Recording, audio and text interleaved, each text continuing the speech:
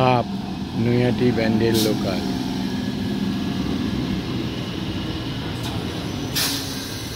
ট্রেনটি কম্পার্টমেন্টের গায়ে red cow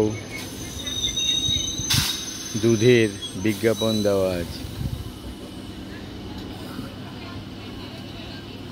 অনেক কম্পার্টমেন্টে আদি ঢাকেশ্বরী বস্ত্রালয়ের বিজ্ঞাপনও দেওয়া আছে।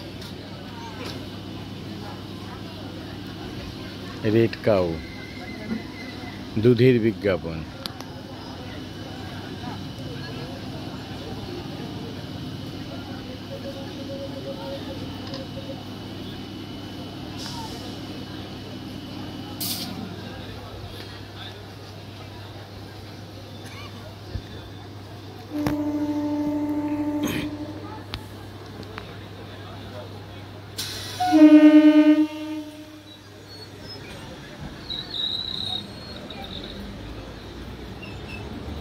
এই কম্পার্টমেন্টে আদি ঢাকেশ্বরী বস্ত্রালয়ের বিজ্ঞাপন।